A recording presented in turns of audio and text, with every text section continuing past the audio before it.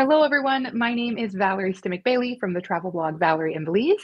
On my blog, I cover Alaska travel and travel in the American West. But if you are watching this video, you are interested in the former and not the latter. And specifically, you are interested in Whittier, the wonderful community of Whittier on the other side of the tunnel. You'll get a little bit of geography as we get into this presentation with Kelly, but I'm really excited for this video. It's part of a series that I'm doing of different destinations, specifically talking about 2025 travel. So if you are planning to visit Whittier or you're considering Whittier as part of your Alaska itinerary in 2025, this video is for you. You're going to get some basic information, some really relevant information for 2025. But if you're watching this video in the future, it should still be accurate. It just may be the case that if it's maybe late 2025 or early 2026, there might be a new video. So head on over to my channel and just make sure you're not missing the newest video. This was pre-recorded. So as you're watching this, it is not a live Q&A session we're going to end on. These questions were generated by my community, and that doesn't mean your question can't be answered. It means that instead you should go down to the comments and post your question there. And if I cannot answer it myself, I will reach out to Kelly and she can help us get an answer. It's never been a problem in the past. So whenever you're watching this, whenever you have a question, put it in the comments. I will make sure that you get an answer. Without further ado, then, I will step out of the way and let the expert do the talking. So Kelly, thank you so much for joining me. The floor is all yours. Thanks so much. Well, my name is Kelly Bender, and I am here representing the Whittier Chamber of Commerce. I am the president of the Chamber of Commerce, but I'm also a business owner. My husband and I have Lazy Otter Charters, and we just celebrated 30 years in Whittier. So I really am a Whittier expert. So so happy to be here and really appreciate the opportunity to talk about Whittier. So the first slide we're going to talk to, just kind of give you a little geography lesson. So Whittier is in Prince William Sound, and we like to say we are the gateway to Prince William Sound. So you can see the map of Alaska, and that's South Central Alaska, Anchorage. The yellow is the Kenai Peninsula, and then Whittier is right there on the water. The little arrow kind of opens to Prince William Sound and then to the Gulf of Alaska. Easy day trip from Anchorage. We are 60 miles away, about a 1-hour drive. You can see the middle slide, Anchorage, the highway all the way to Seward. Well, we're a little bump off there. If you see Portage to Whittier, that's just like I said, an hour drive. Really spectacular drive along the Turnagain Arm, a scenic byway. So it's just so beautiful there. If you want to go to the next slide, one of the interesting things about Whittier is the only way to get to us is via a one-way tunnel. So it is the longest highway tunnel in North America. We share the tunnel with the Alaska Railroad and vehicles. So this tunnel actually opened in 2000 to vehicles. Before that, you had to load your car onto the flatbed of a train or take a passenger car.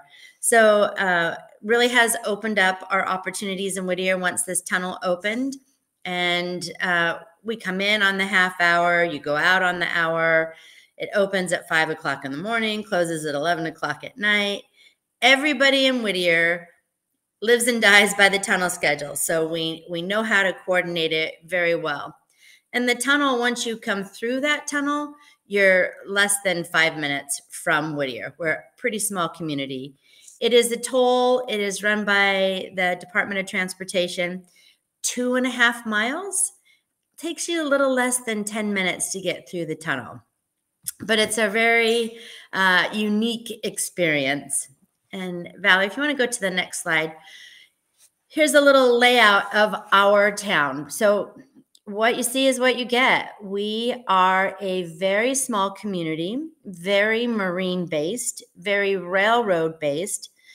Whittier, a little history, started as a secret military base during World War II. We are northernmost ice-free port between Whittier and Valdez. Valdez is on the other side of Prince William Sound. Makes it very strategic because it's very deep water, never ices over.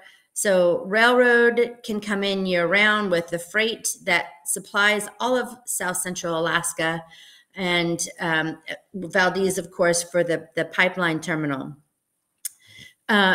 less than 300 residents year round, but in the summer, of course, that pops up to 800, maybe 1,000 with the increase of workers who come to work on the charter boats and the fishing boats, the cruise ships, increased railroad traffic. So the population does increase quite a bit. A little bit of lay of the land, of course, this is our marina. And as we mentioned, we're an easy hour away from Anchorage. Super easy drive. We're the closest place for Anchorage residents to keep their boats. So you can see we have a very busy marina. You can see the tunnel. If you follow the road out, the little yellow shows you kind of where the tunnel is. I mean, you can see the mountain. That's it. That's where the tunnel is, not very far. The train stop is right as you can see that little yellow kind of enter the harbor area. It's not really a depot. It's a tent. It's a train tent. Right across from that is the Holland America cruise ship terminal. So Holland America and Princess called to Whittier every Saturday and every other Wednesday for Princess and every Sunday for Holland America. They've been coming for years, very well established there. Hard to see, but if you go just a little to the right of the cruise ship terminal is the Inn at Whittier, a lovely little boutique 25-room hotel, excellent restaurant. And we could talk a little bit more about the Inn at Whittier as we get into the conversation. Across from that, you'll see an arrow. It says new cruise ship terminal. And right now, that picture just looks like a beach. But that's because it's about a year old and the new cruise ship dock has already been built. The terminal is built and they will be welcoming ships in 2025. Norwegian and Regent Sea will be coming to that new cruise ship dock. There is a road that connects them. So we're very excited. A whole new line of cruise ship passengers. They've just built this lovely dock. So we know in future years, there will be other lines that will come to Whittier as well. So right now, Norwegian, Regent Sea, Princess, and Holland America. The harbor area, lots of little cute little shops and restaurants. There is a pedestrian tunnel that goes under the railroad tracks that you can go and visit the other side of town, which is more residential. There is a fantastic museum there and grocery store, post office in that direction. Everything in Whittier, less than a 10-minute walk. We are the closest place to just jump out and be at glaciers. We have the largest concentration of tidewater glaciers in North America, are just 1 hour away by boat ride into Prince William Sound. College Fjord, Harriman Fjord, Blackstone Bay, phenomenal tidewater glaciers and excellent wildlife. We get humpback whales, the largest concentration of sea otters, sea lions, seals. So I always like to say pretty much anything you can see in Seward, you can see in Whittier.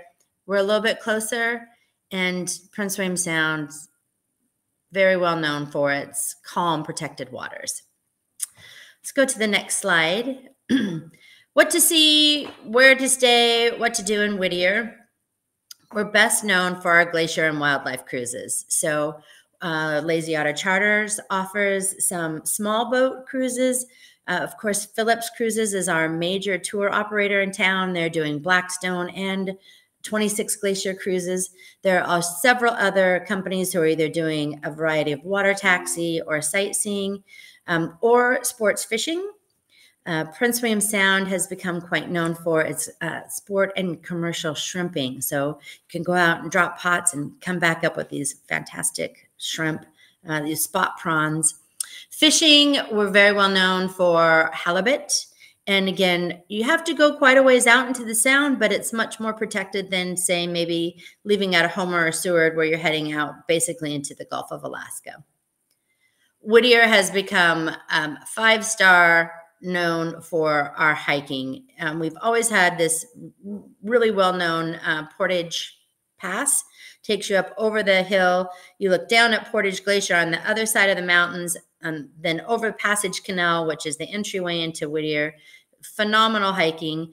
We have a very active parks department in Whittier, and they have been restoring and building hiking trails.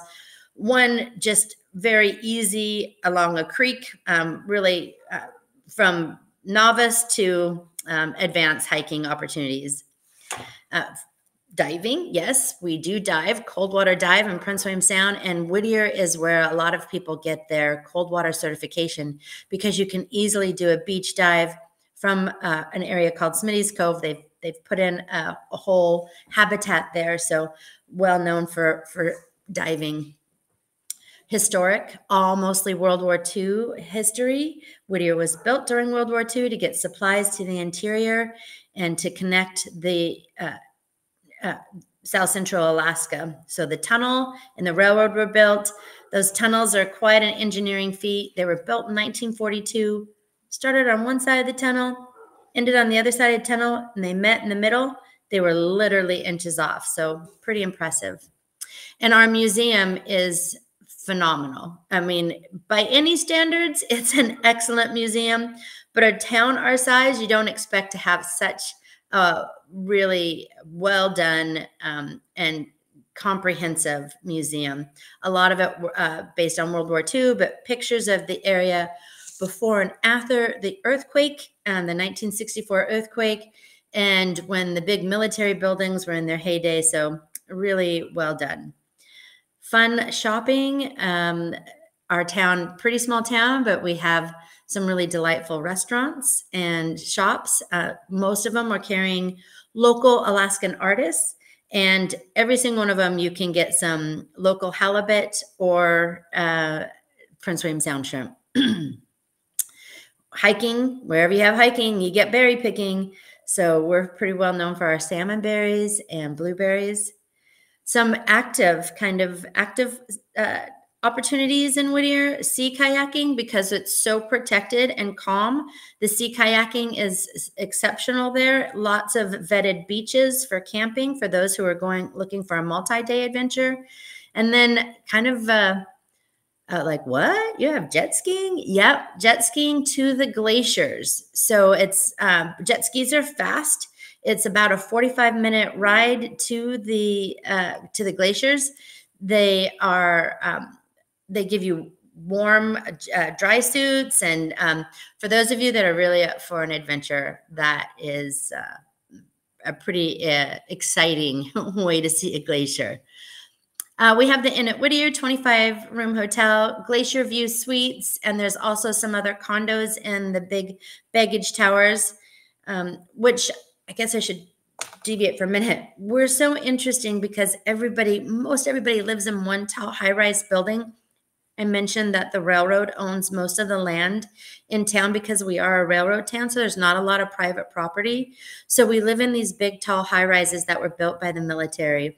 And there are some condos and Airbnbs in the building. The Anchor Inn is another hotel. It's more of a motel, very clean, but really basic for somebody who's just looking for an economic choice. And then, of course, if you're adventuresome coming in a tent or an RV, we have 2 fantastic campgrounds. So I'll go to the next slide. You know, we are so well known for our glaciers. Like I said, just less than an hour away, you're sitting at the face of tidewater glaciers. And when you go up into College Fjord or Harriman Fjord on the 26 Glacier Cruise or on our cruise, everywhere you look, there's a glacier. And to be sitting in front of that iconic 200-foot face and watching the ice break off and big, huge icebergs floating around, priceless, right? Hard to describe. Waterfalls, this waterfall that you see on the right-hand side is off of Northland Glacier. So you sit right there at that waterfall and you look at that waterfall, and then you also look at Blackstone Glacier, Tidewater Glacier, and hard to describe these words. I mean, all the awesome, spectacular, fabulous almost seem too small. So we do operate some of these tours through October. So you get that real lovely contrast with, we don't have a lot of deciduous trees, but the understory changes color. And so you get that white glacier and then all of the colors of the plants on the hillside. But then we start cruising in March and winter wonderland. So it's definitely full on winter in March and April here, and so beautiful.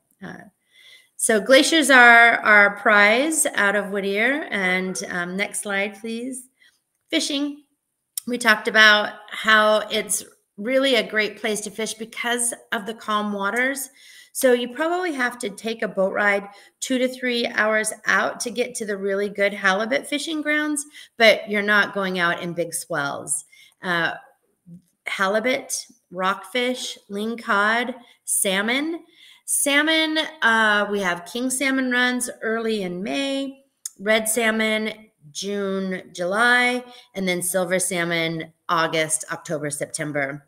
And here's a picture of some of our jumbo spot shrimps too. So we're considerably smaller than Seward or Homer. So we have about 5 or 6 charter fishermen, fishing companies, I should say, in Whittier.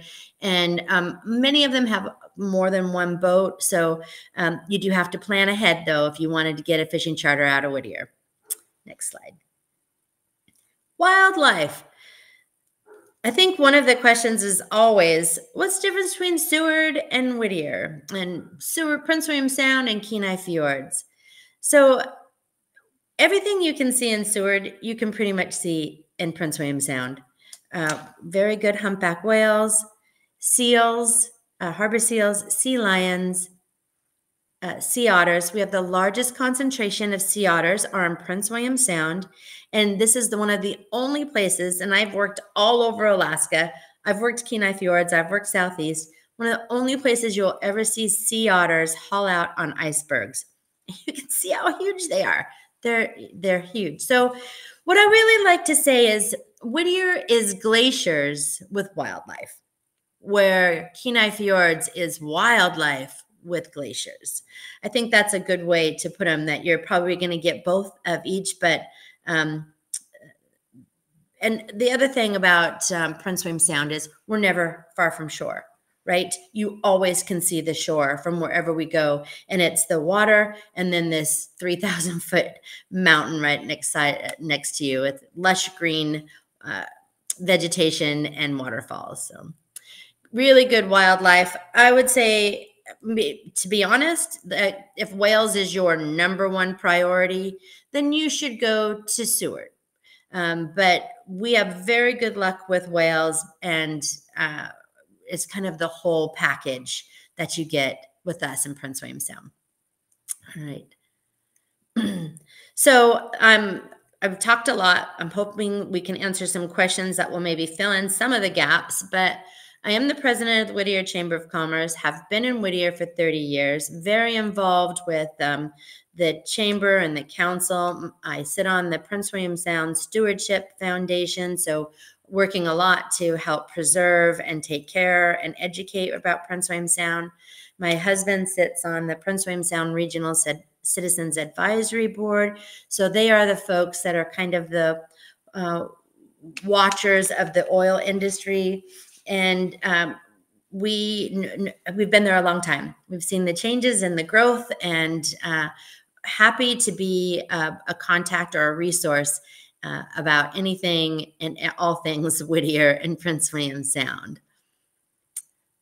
Amazing. Okay, I'm back. I always mute myself so that I'm not distracting, but I'm going to leave this slide up for just another second, because if you are a little bit techie and you're watching, screenshot this or finish taking your notes, because this is super helpful information. Not that you can't find it online.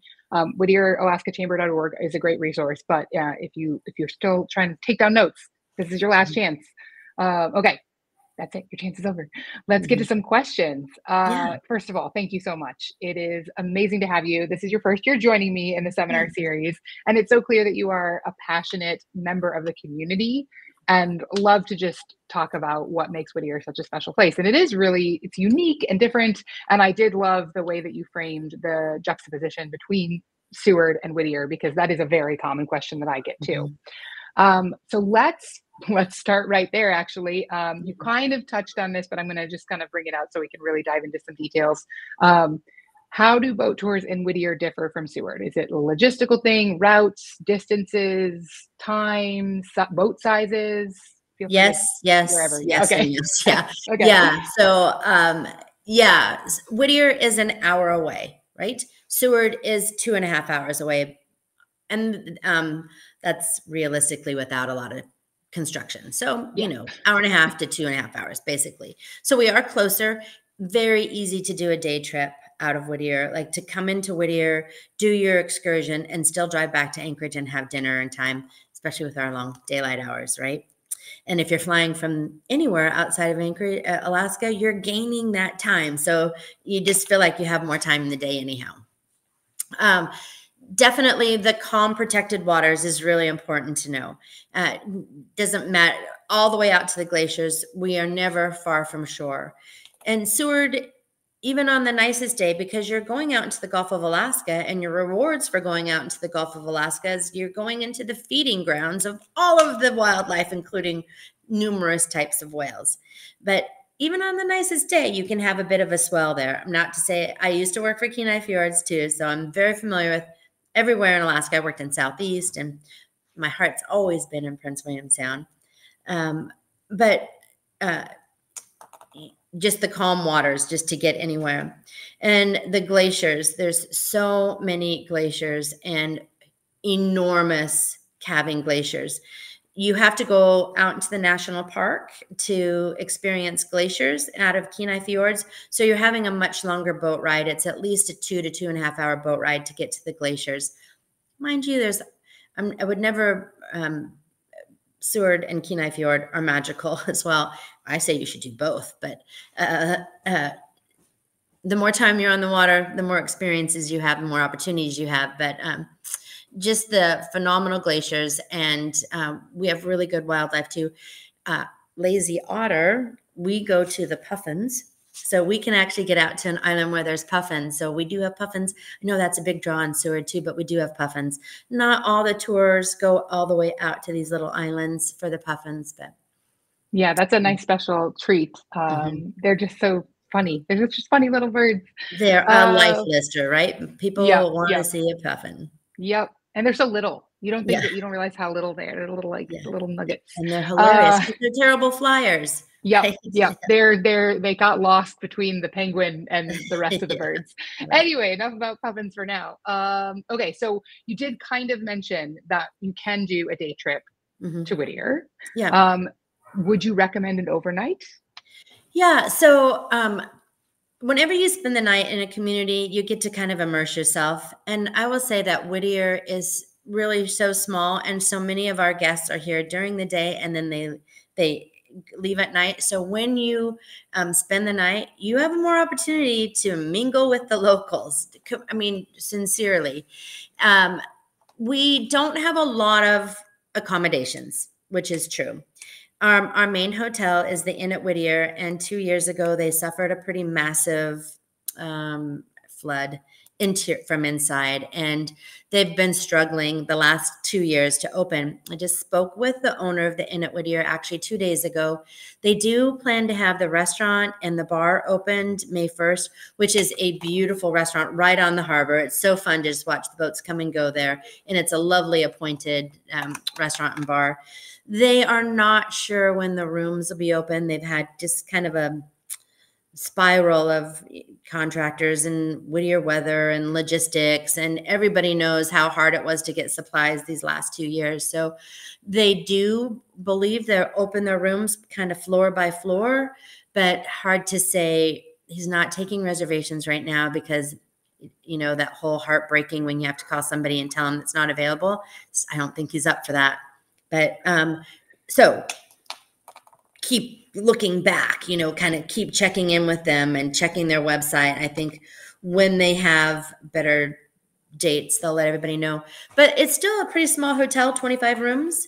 The Glacier View Suites has some rooms up in the baggage towers, and there are some other bed and breakfasts. Some of the bed and breakfasts require multiple day stays. but we're so close to Anchorage and we're really close to Girdwood, right? To Alaska, the ski resort. Girdwood is the town. Really a lot of accommodations there. Not only Alaska, the resort, which is so fun, and the Nordic spa, but lots and lots of bed and breakfasts and Airbnbs in Girdwood. Yeah, that's a really great tip. I always forget to recommend that Girdwood is, it's what, 10 miles to the Portage cutoff road. Yeah, And then, yeah, 20 it's a minutes really away. easy option. Yeah. Yeah.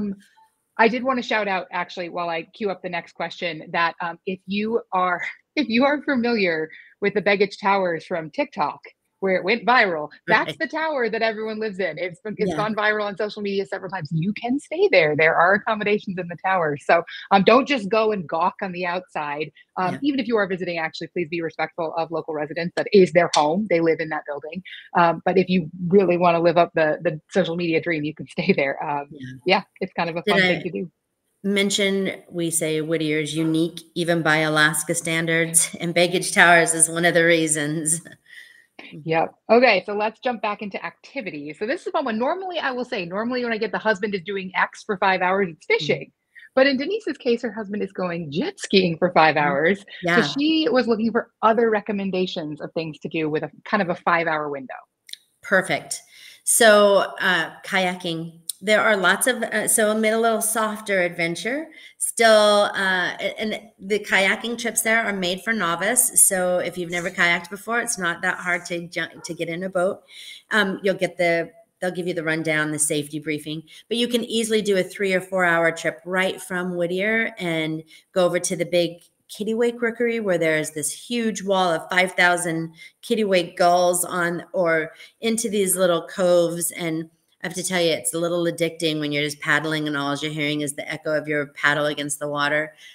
Pretty soon you want to buy one. So kayaking is a good option. We have a short 4.5 hour tour, or Phillips also does. Those are more middle of the day. So if they're doing a morning jet ski, that can be a little harder. So maybe, I know the jet skis have multiple departures. So try to get them to do a mid-afternoon departure. And then you can do one of the sightseeing boats that usually leaves around noon. Walk around Whittier. Like I said, if you're not for big hikes, easy. There's one that goes up to along the campground, outside of the campground, along the river, and 10 steps in, and you've got trees behind you, and you have this raging waterfall, and it's almost sensory overload, right? Sensory overload. The sound, the colors, the vibrancy, and then if you walk 10 steps out of the trees, there's that building. It's amazing. So that's a super easy little walk. You could spend a half hour doing that. Go over and visit our museum. Easily an hour in the museum, probably more. And there's some fun pictures of historic things like from the earthquake in the museum that you can actually go and see those artifacts in the little shops we call them. You saw the picture of the harbor area. What you couldn't see to the right is an area we call the Triangle. There's some more shops and restaurants there, but be prepared for some rain. Wear warm clothes and a raincoat and umbrellas. Alaskans don't use umbrellas. Agreed. Good hat, good suit. Yep. We say there's no bad weather, just bad gear, right? Be prepared because Whittier is on the edge of a temperate rainforest. We get a lot of precipitation, and that's why we have glaciers and waterfalls. Yep. That's the trade-off. Yeah. You wouldn't have all that great frozen and moving water if you didn't have rain coming down. Okay, here's a question. You kind of just covered this. So actually, we don't need to answer it. But the question from Amy, I want to make sure I acknowledge it, is there anything to do? And you're telling me, yes, you can walk around. The town Absolutely. is fully walkable. Yeah. Yes. To know regarding the new cruise port, how does one get from that cruise port to town? Good question. So it is a new cruise port, and Holland America and Princess have been operating in Whittier for a long time, and they're dialed in, right? They're right across from the train depot, and I would say that most people that come on a Holland America or Princess are taking their land packages, and so they're pretty much already getting on their transportation. But Norwegian and Regency are a little bit more independent travelers. And so there's a lot to be learned this first year about how to move people. And we know that there's going to be independent people coming on the train, people who are going to come in the night before and stay in accommodations. So still working out those details. Towns like Seward have been doing it for a long time, and so they have free shuttles. Like I said, I'm with the Chamber of Commerce, and we just had a really big meeting about this and following up. So still working on those details. I would like to say that there will be some options of free shuttles and stuff, but in all honesty, the first year of this Norwegian Cruise Line, you're probably best to buy the transfer through the cruise line. We always want to encourage people to get out into our community, and our hopes and plans are to have things in place to get people, once they get to the ship and they want to come venture into town. But right now, your safest bet is to buy that transfer, just to make sure that that's seamless. Stay tuned. We're new. Which is funny to say that a town could still have these things new, but that's Alaska, right? Yeah. Niches come and go, and our community is pretty young and excited for some new challenges and opportunities. New opportunities. That's what they are. And I will say, if you're watching this because you are one of the cruise passengers who was just affected, and I don't have my full head wrapped around the details, but my understanding is that Norwegian originally said they were going to be in Seward, and they have now changed to be in Whittier, which is a huge shift for a lot of people in their planning. Keep in touch with your cruise company. Okay. They're going to be the main source of information about the logistics of this shift. Additionally, I am aware that Alaska Travel and Tour, they operate the Park Connection bus, that I believe Park Connection has already verified that they are going to be offering a bus transfer that's outside of the cruise companies between Seward and Whittier, which is not something that's historically been offered, to help support the fact that, like, you may have a hotel in Seward and now you're leaving from Whittier the next morning. Right. Unfortunately, go ahead. I was going to say, you'll definitely have to plan that in advance. Don't show up and expect that, I'm just going to hop on that scheduled bus. There's not a scheduled bus. Yeah. This first year, it will be really important to plan ahead. The independent travelers like to be independent and plan on the fly. Not this year. Yeah. But if you're planning to get on a Norwegian ship and your schedule has been adjusted, plan ahead. Please plan ahead. Not to say that Whittier won't be welcoming and wonderful when you get there, but there's, as you've heard, there's even, a little bit of limiting accommodations this year. Anyway, wanted to address that. Be honest about it, because we don't want this to be a bad experience for anyone. And plans will be essential this year. Yeah. And your cruise company should be your first point of contact for information, because frankly, Norwegian's the one who made the decision. So we're all trying to keep up with what they made, the decision that they made at this point.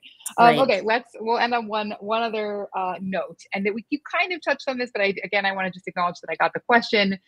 You can take the train from Anchorage to Whittier or Anchorage to Seward. How are they different?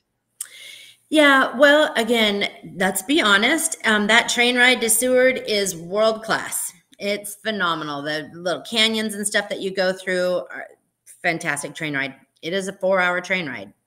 To Whittier, it's a great opportunity if you're not going to drive, to get to Whittier. It's about a 2-hour train ride. It's longer than driving, but you're hands-free along the Turnagain Highway, which is the scenic byway.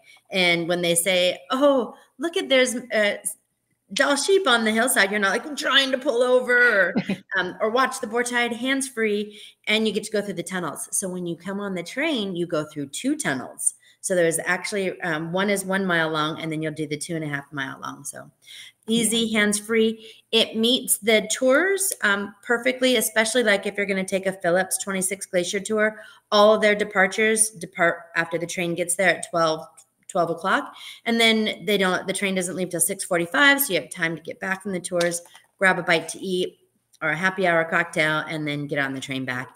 And then you're back. I think it's about 9, where the train from Seward pretty late. You're after 10 o'clock by the time you're pulling into.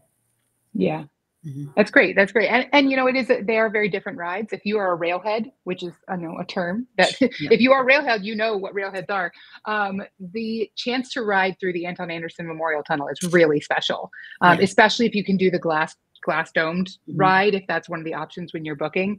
It's just a really neat engineering feat. So want to shout that out, that while the Coastal Classic might be a little more scenic for natural beauty, the engineering marvels of the ride to Whittier are world-class in their own way.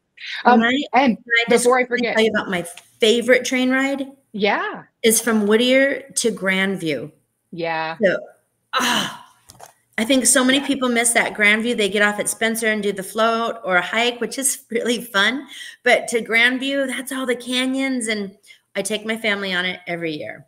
Nice. And so if you are suddenly lost about what we're talking about, you might have noticed a little box popped up in the top of this video. I did a video seminar with the Alaska Railroad for 2025 as well. And Robin and I had amazing conversations. She showed a bunch of awesome videos to give you a sense of what each different route has, including the routes to Whittier and Seward and Grandview, which is on the way to Seward. So if you are, you want to take the train in Alaska, you're still trying to decide which route you want to ride, just click that. It'll take you over to the video that will give you all the information directly from them. Okay, with that, I will wrap things up here. As a friendly reminder, if you still have other questions, you can put them in the comments. I will keep an eye on them. I'll make sure that they get answered either by me or by someone from the Whittier Chamber of Commerce. There's a caption which has more information, including if you didn't get all the information from Kelly's last slide with her contact information or the website, that's all in the caption. Additionally, some resources from my own blog, from my experiences visiting Whittier. Obviously haven't done it all. I don't know that anyone can say they've done it all in Whittier or anywhere in Alaska, but there's some more resources that I have for you there.